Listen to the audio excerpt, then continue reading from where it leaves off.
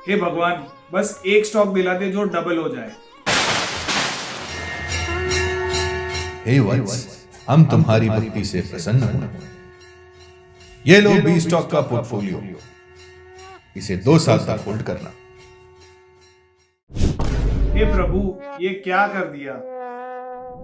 हाल ही में मेरी नज़र एक बुक पे पड़ी जिसका नाम है if God was a banker. ये बुक देखते ही मेरे दिमाग में एक ख्याल आया कि what if God was an investor. अगर भगवान इन्वेस्टर होते तो उनका पोर्टफोलियो कैसा दिखता, और अगर भगवान आप पे प्रसन्न होके आपको ये पोर्टफोलियो देते तो आप इस पोर्टफोलियो के साथ क्या करते। तो यही हम चीज़ ये वीडियो में डिस्कस करने वाले हैं। तो चलिए इस वीडियो को शुरू करते हैं। तो अब ऐसे कहा जाता है कि भगवान तो त्रिकाल ज्ञानी है, तो भगवान को पास्ट, प्रेजेंट और फ्यूचर तीनों ही काल का सब कुछ पता होता है। तो अगर भगवान को सब कुछ पता होता तो उन्हें ये भी पता होता कि आगे चल के कौन से स्टॉक्स बढ़ने वाले हैं, तो भगवान अपने पोर्टफोलियो में वही स्टॉक्स लेते हैं। तो ठीक इसी लॉजिक पे मैंने एक भगवान का पोर्टफोलियो बनाया। तो मान लीजिए कि भगवान अपना पोर्टफोलियो 1 जनवरी 2020 को बनाते, तो उसमें कौन से ऐसे स्टॉक्स ऐड करते। तो मैंने CNX 500 के जो 2 साल के टॉप परफॉर्मिंग स्टॉक्स है वो इनके पोर्टफोलियो में डाले हुए हैं। तो लेट्स चेकआउट कि ये कौन से ऐसे स्टॉक्स है जो कि भगवान के पोर्टफोलियो में होते हैं। तो अब आप अपने स्क्रीन पे 20 ऐसे स्टॉक्स देख सकते हो जो कि लास्ट 2 साल में टॉप परफॉर्मर्स रहे हैं। तो इनमें कौन से स्टॉक्स आते हैं। तो सबसे पहला नाम आता है टाटा टेली महाराष्ट्र का। तो टाटा टेली महाराष्ट्र 8000% बढ़ा है। 1 जनवरी को इसकी प्राइस थी ₹2.30 और 8 फरवरी जो कि लेटेस्ट क्लोजिंग प्राइस है वो है 180 रुपये की। तो ये पिछले 2 साल में लगभग 7936 गुना बढ़ा है। इसके बाद नंबर लगता है टानला सॉल्यूशंस का। तो टानला भी इसी प्रकार से बढ़ा है। 2240% की ग्रोथ टानला सॉल्यूशंस में आई है। इसी प्रकार से Adani green, Adani total gas, Tata Elxsi, Trident, Adani enterprise, Balaji amines, Laurus labs, alkyl amines, CDSL, KPIT tech, Mastek, Deepak nitrite, Birla soft, persistent systems, Dixon technologies, intellect design, Mindtree और HGAS। ये 20 स्टॉक्स भगवान के पोर्टफोलियो में आ सकते थे जिन्होंने बेस्ट रिटर्न्स दिए लास्ट 2 साल में। सो ये 20 स्टॉक का पोर्टफोलियो मैंने CNX 500 के यूनिवर्स में से डिज़ाइन किया, और CNX 500 में जो लास्ट 2 साल में सबसे ज़्यादा अच्छे परफॉर्मिंग स्टॉक्स है उन्हीं स्टॉक्स को मैंने ये पोर्टफोलियो में डाला है। तो अब मान लीजिए कि भगवान सच में आपके पास आते 1 जनवरी को और आपको बोलते कि ये 20 स्टॉक का पोर्टफोलियो है, आप ये 2 साल तक होल्ड कीजिए इन स्टॉक्स को। तो क्या आप वाकई में इन 20 स्टॉक्स को होल्ड कर पाते। तो चलिए देखते हैं वाकई में ऐसा हो पाता कि नहीं। तो बाजार में कभी भी एक तरफा तेजी या मंदी नहीं आती। कोई भी स्टॉक हो वो ऊपर अगर जाएगा तो साथ साथ नीचे भी कभी कभार तो जाएगा ही जाएगा। तो 1 जनवरी को अगर आपने इन 20 स्टॉक्स का पोर्टफोलियो अगर बना के रखा होता तो 23 मार्च 2020 को, जिस दिन कोविड का बॉटम बना था और निफ्टी में लगभग टॉप से 40% का फॉल भी आया था, तो 23 मार्च 2020 को बॉटम बनी थी। उस दिन पे मैक्सिमम स्टॉक्स में काफ़ी बड़ा करेक्शन आया था। तो 1 जनवरी 2020 के लेवल से 23 मार्च 2020 तक स्टॉक्स में कितनी गिरावट आई थी। तो चलिए ये देखते हैं। तो सबसे पहला जो TTML का स्टॉक है उसमें 11% की गिरावट आई। टानला सॉल्यूशंस में 43% स्टॉक गिर चुका था।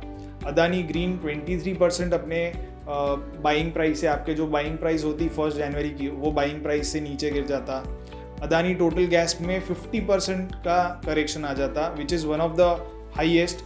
इसके अलावा ट्राइडेंट में भी 51% का फॉल आ गया था।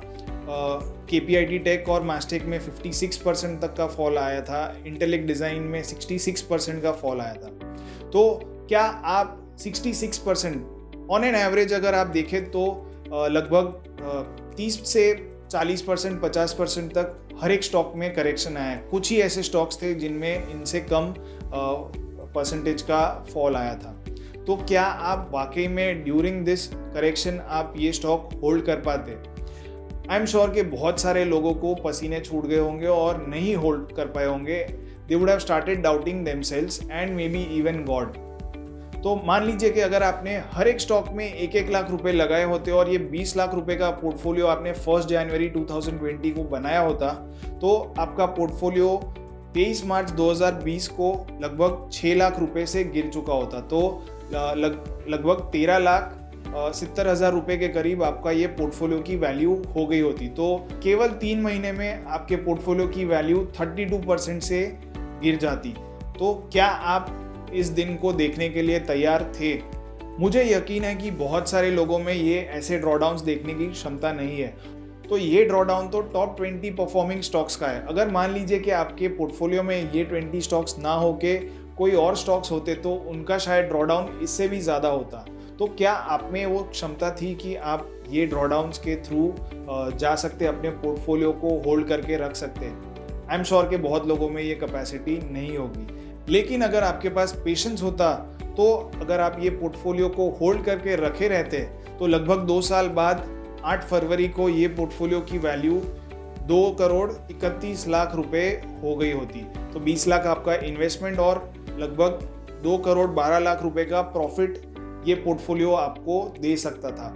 लेकिन जैसे कि मैंने बताया कि बहुत सारे लोगों में ये पोर्टफोलियो को होल्ड करने की कैपेसिटी नहीं होती।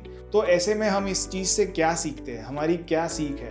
अगर भगवान भी आपको पोर्टफोलियो बना के दे, लेकिन even despite that you will have to go through drawdowns. So drawdowns are inevitable.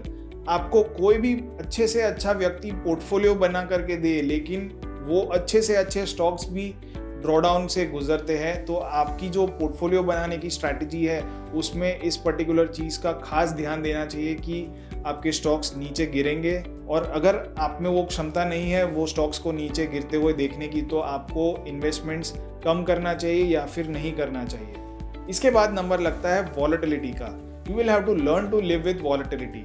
बाजार में उतार चढ़ाव आने ही वाले हैं। अगर आपको शॉर्ट टर्म बेसिस पे कुछ बहुत ही इंपॉर्टेंट खर्चे अगर आपके आने वाले हैं तो आपको वो पैसा बाजार में नहीं लगाना चाहिए। तो मान लीजिए अगर आपको 3 महीने में ही कुछ कहीं पे मेजर एक्सपेंडिचर होने वाला था आपका, तो आपके जो पोर्टफोलियो की वैल्यू है वो ऑलरेडी 14 लाख रुपए हो गई होती। तो अगर आपको पैसे की सख्त ज़रूरत होती तो आपका ये पोर्टफोलियो बेचने की नौबत आ गई होती और आपको ये पोर्टफोलियो 14 लाख रुपए में खाली करना पड़ता।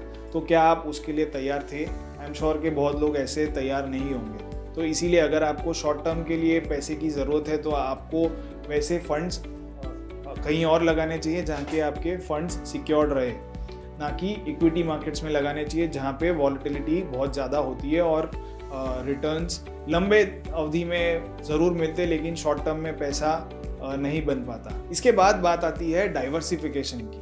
सो diversification in the same assets won't help. अगर आपने 20 लाख रुपए आपके पास है लगाने के लिए और आपने वो सारे के सारे स्टॉक्स में ही लगा दिए, तो आपने कोई भी स्टॉक अलग इंडस्ट्री से ही भले चुने हो, लेकिन अगर बाजार में बड़ा करेक्शन आता है तो सारे ही स्टॉक्स उसके साथ साथ गिर जाते हैं। तो आपको अनकोरिलेटेड असेट्स में अगर आपने पैसे लगाए हैं तो वहाँ पे आपके फंड्स सिक्योर्ड रह सकते हैं। और अगर इक्विटी में मान लीजिए कि करेक्शन आ रहा है तो शायद गोल्ड में अगर आपने पैसा लगाया होता तो 2020 जनवरी में गोल्ड का प्राइस था 39,000 रुपीज़ और आज की तारीख में प्राइस है 48,000 रुपीज़। तो गोल्ड में करेक्शन भी कम आया और जब बढ़ोतरी हुई तो गोल्ड ने भी साथ साथ रैली भी की।